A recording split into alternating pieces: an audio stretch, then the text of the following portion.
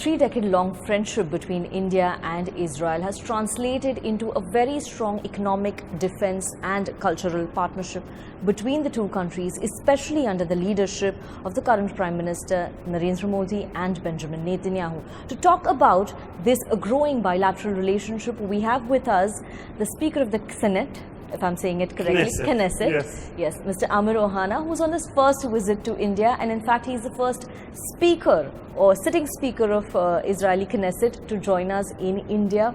Welcome and thank you very much for talking to Republic TV, Mr. Ohana. Thank you, Sanika. It is my pleasure, and it is actually both my first visit in India, my first time as Speaker of Knesset to visit any country after 3 months in office, and actually the first time that a sitting speaker comes to visit India. And we shouldn't have taken that long. Absolutely, yes. Because the relations between the countries, as you mentioned, are so good. You know, India is the #1 destination for young Israelis. Once they conclude their military service, they come here.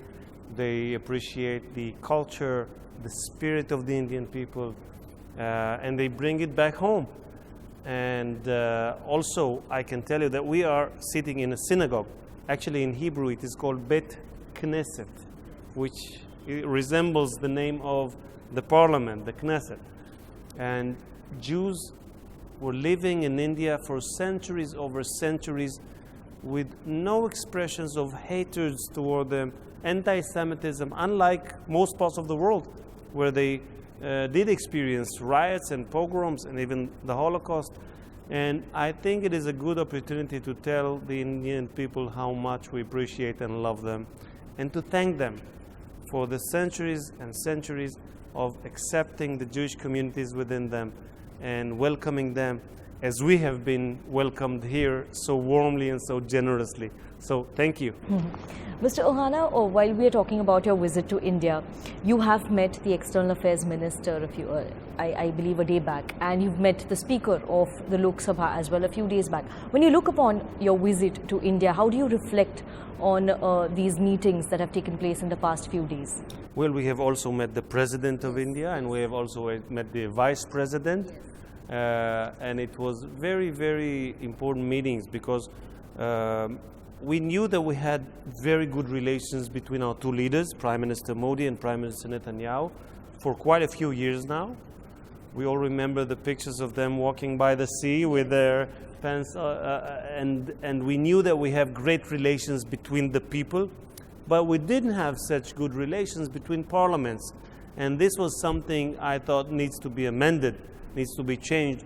And I think in this visit we have made that change, because we have also signed a memorandum of understandings between parliaments to exchange delegations, to exchange knowledge, information that we have, and I'm sure that it will strengthen the relations between the two people. Yes. How do you see this this pact that you've signed with your counterpart in India, with Mr. Om Birla, Lok Sabha Speaker? How do you see this pact benefiting both the nations? How do you see it going forward? Well, there is so much that we can do together. Of course, when it comes to size, Israel is less than 1% of India's population, less than 1% of India's size.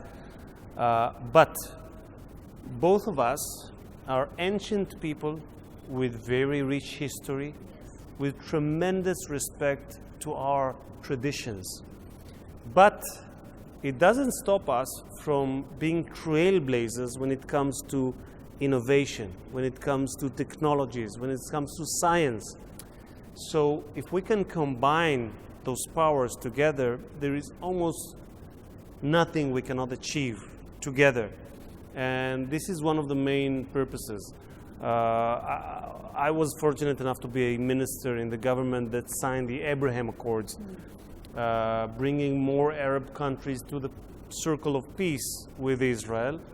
And right now we are moving ahead to the ITU2, the two I's and the two U's.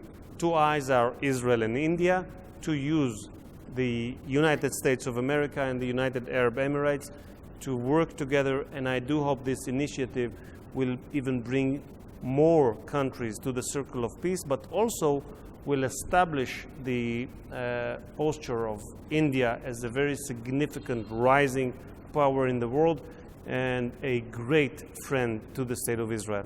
So that was going to be my next question when we were talking about I2U2. And I know you've had these talks with the External Affairs Minister as well. Now, it's very rare that India and Israel have been on a multilateral platform. Like I2U2 is one of the very few ones. How do you see all the stakeholders benefiting from such a grouping? Like the I2U2, how do you see the way forward for all the countries here?